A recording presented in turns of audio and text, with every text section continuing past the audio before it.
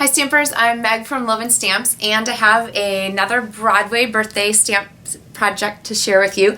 This one is a really fun gatefold card that opens up and down and then has some really cool stamping on the inside. This is actually done with a Spectrum pad, which comes uninked from Stampin Up, but as part of Stamps in the Mail Club, I'm going to ink it for you, so you'll have all you need for these fun series of projects. I'll give you some tips on inking Spectrum pads, as well as how to make the most out of them, both using them compressed, where all the pads are squished down next to each other, and using them open, where basically you have 5 different ink colors in one pad. So grab your supplies and let's get stamping. Spectrum pads come from Stampin' Up uninked, and let's look at the inside. There are 5 separate ink pads in the inside, and then you use this little lever that you can push down on to push the pads together. Sometimes they're a little bit stiff. I find that if I push down on the pad, on the little lever, it helps it to go together a little bit more easily. So let's talk about inking them.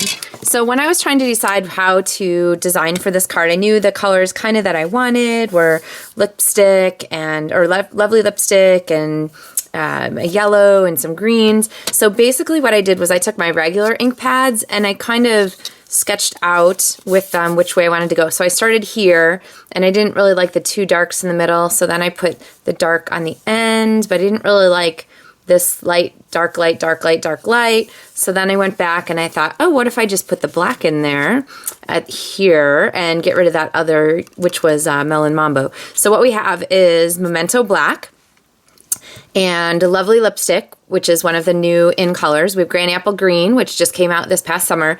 We have Lemon Lime Twist, which is an in color that will only be around a little longer. And then I think that this was actually Daffodil Delight, but I changed it up to be Pineapple Punch, which I love. So we are going to put our pad here in order. I've got my Rancure set, and they are available in all the Stampin' Up colors, of course, and then the Memento Black. And basically, I'm just going to ink my pad. So I know inking pads makes people nervous, so I'm going to go ahead and show you this one. My favorite strategy is to just go around the outside of each little ink pad and squish a little ink on there, and kind of I squish it at the rate that it sinks in pretty quickly. And I never, if it's flooded, then I never add more. And I keep going until the ink that I've put in there sort of wells a little bit when I press the tip of the reinker in. So I'm not squeezing now, I'm just pressing. Can we see it yet? Not quite, a little more. Let that settle in, and then I'm going to take the ink pad, the inker tip, and I'm just pressing. And do you see how the ink is kind of welling up when I do that?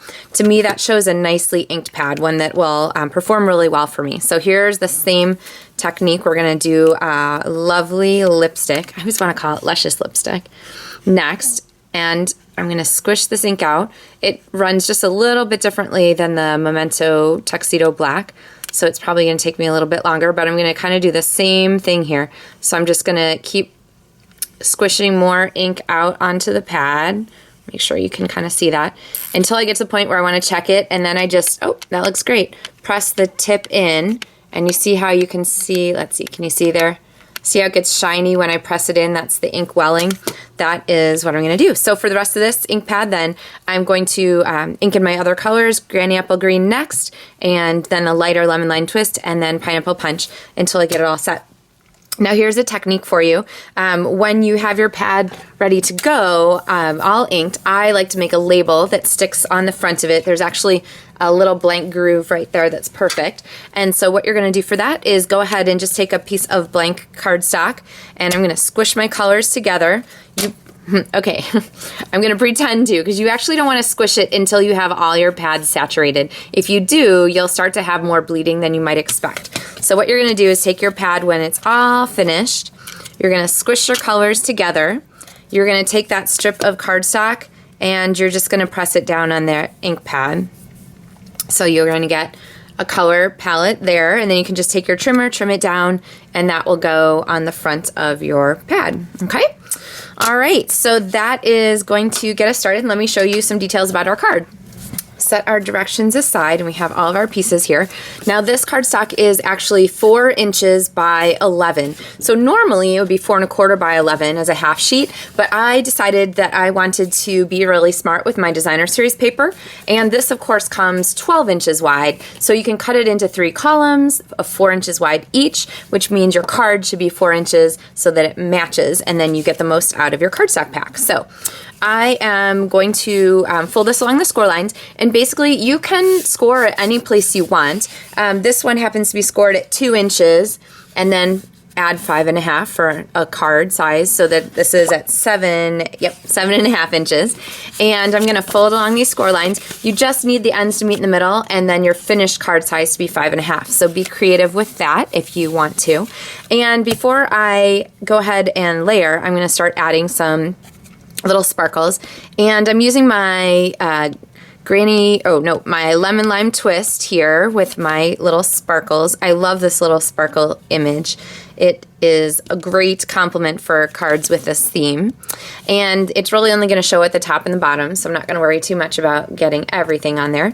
And then I'm going to go ahead and adhere one of my strips of basic black cardstock, and I'm going to put this up here near the top. And then I'm going to go ahead and adhere my designer series paper. Now, usually I put it on the back, adhesive on the back of this, but I'm going to go ahead and put my adhesive here because I want to make sure that I don't put adhesive on the bottom here, the back, where it's going to show. So I have just put the adhesive on the main card, and then I'm going to line this guy up and adhere that. Okay.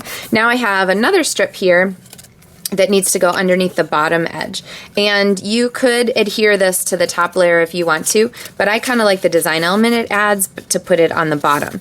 And depending on where you adhered your designer series paper at the top, am I gonna make it? Yep, I'm gonna make it. You'll want to make sure that you have enough space. So what I'm showing you is here. See, it's really like just barely in the right place there. And because this layer is going to get a little bit of extra wear and tear, I'm actually going to use a bit of tear tape. Here we go. Usually don't use tear tape for card layers, but this one, because it's got this extra flap that's going to flap up and down as people open your card, they want to make sure that we have a really strong bond on there. So I'm going to pop a bit of tear tape on. And then rather than trying to guess where that black strip is going to go, I am actually going to go ahead and place it here on the back just to hold it in place, and then go ahead and use that as my guide there. So I got that just exactly where I want it. And man, I cut that really close. So right there on the edge. Okay, so there is our card front so far. And now we are going to add this marquee, which is super fun. It comes from the Broadway lights, and you can use the outside of the frame as we did on the 3D, this tape gift card holder, retro gift card holder project. Or you could just use the inside or just the outside, as I did on one of the other projects that I don't see right now. So anyway, I'm going to go ahead and adhere this, and I'm going to pop that on with a couple of Stampin' Dimensionals because they're just handy. And let's see, I picked up too many. So I'm going to pop this on here, and we'll go ahead and get it pretty straight across. And then my wish is going to go on here. Now, one of the little teeny pieces here is that little extra dot, so don't lose that. And I'm going to go ahead and use my multi-purpose liquid adhesive, which I love. The trick with this glue is that it doesn't grab instantly. So what you want to do is set it down and then let it be. You can't move it right away, okay? So let it sit. I'm going to put that there to help me hold it. And then I'm going to go and add a little more in the back. Now, another trick with this glue is if you can see the glue, you have enough, okay? If you glob on this glue, you will make a big hairy mess. A big gluey mess. So I always figure rule of thumb is if you can see it, it's enough, okay? And then I am going to use my Take a Pick tool here to add my little bit. Easiest way to adhere this is to add your teeny bit of glue to your project and then pick this dot up. Now it's actually upside down, so I'm going to flip it over. And the tip of our Take a Pick tool has this little bit of putty here. And I actually, let's see, can use that putty. It's a little bit sticky to pick up my dot and place it right there on my glue. So love this thing. As far as stamping tools go, it is part of my very basic toolbox. So I have my snail adhesive, my paper snips, my take your pick tool. It's pretty much in my basic kit. So, all right, our last thing for the front here is our die cut that we're going to stamp on. So I'm going to set this aside for a second, and I'm going to ink up my stamps. Again, I'm going to use my ink pad open because I want the top of my stamp here to just be our pineapple punch, just that yellow color. And when I'm stamping on die cuts, I really like to stamp upside down. So I ink up my stamp, press my die cut onto it, and then just use another block to press down that finished image. There we go. And the last one here is black. I'm going to use the black for my cone. That is not normally the color I'd use, but it's a nice complement for the colors in our card base. So I'm going to go ahead and stamp that upside down too. So there we have our pieces for that. And to attach these two, I'm actually going to use one dimensional trick. So I have one dimensional, I'm going to flip it over, and I'm going to dimensional both of those two cardstock pieces at the same time. Okay, so now when I place this on my project, I can make sure that that dimensional is all the way on the top layer, that it doesn't lap over the two layers, because I wouldn't want it to keep my card shut. So see how that worked there? All right, and now when we open our card, we have this fun little bit of pink showing. We have this extra black layer down here. And then let's get stamping on the inside of our card. So for this, we have a different set of stamps. We have our wish, and for this, I'm actually going to use my Spectrum pad closed. So go ahead and squish it closed. If it's stiff, go ahead and push down on that lever. Instead of just across, instead of just pushing it across this way, push down, and that sometimes makes it a little easier. Now, when you are doing rainbow stamping and you want more than one color on your ink, on your stamp, you want to make sure that you're not smearing ink colors across the Spectrum pad this direction, because that will cause sort of extra mixing. And it's cool kind of effect. It's the way the pad is meant to be, and over time your colors will bleed into each other just from use, which adds to the rainbow effect. But if you don't want to speed that, when you ink your stamp, make sure you're marching your pad across this direction so that you're keeping the yellow in the yellow and you're keeping the green in the green, okay? All right, so you can look at that and make sure that it is nicely inked, okay? I've got that inked where I want it. And then I'm going to go ahead and take my stamp here and go ahead and stamp it. And usually you would use a one of the gray paper piercing pads underneath here to make sure you get a good image, but I'm actually working on a whole pad of the grid paper, which is available in the catalog if you are interested. So there we have our rainbow wish, okay? So I'm going to take this stamp off now, because the next stamp I need is the dot one to go with it. And here I actually want to use just the black. So I'm going to go ahead and open my ink pad, and then just think sometimes about how you can best get your stamp inked in the color you want. Okay, so I just opened that and went across there, and I'm going to add these dots here to my wish, okay? And then I'm going to pull that off, because the next one I need is our greeting. You're never too old to make a wish. And for this, I'm going to go ahead and do our darker green. So we're going to do the granny apple green here from the middle, and go ahead and stamp this baby. Okay, and then I'm going to go back. I need the balloon from this stamp set, and I'm going to go ahead and ink this one here at the end. It's a little bit big for just one of the ink pads, but if you pick the yellow here at the end, the pineapple punch, then it's perfect.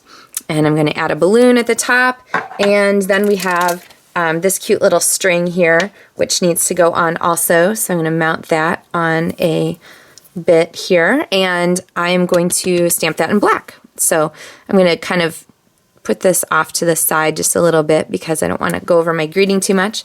So there we have our You're Never Too Old to Make a Wish, or enjoy rainbows, or all of the fun things involved in this card. So be sure to think about your Spectrum pads and design color palettes that you like, and then think about this Broadway birthday set, because it is a perfect match for Spectrum pads. It's a fun set. There's lots of excitement and flair with the stamp and the framelits. This wish is also cut with the same framelits. And the flair just goes perfectly with Spectrum pad stamping. So make sure you watch my other video tutorials for more information about using these ink pads. Visit my Stampin' Up! Store. Make sure you like my blog, sign up for email notifications about when I post, or click the bell on Loven Stamps YouTube so that you're notified when I post videos. So thanks so much. If you love video, leave me a comment. I look forward to sharing more projects with you soon. Happy stamping!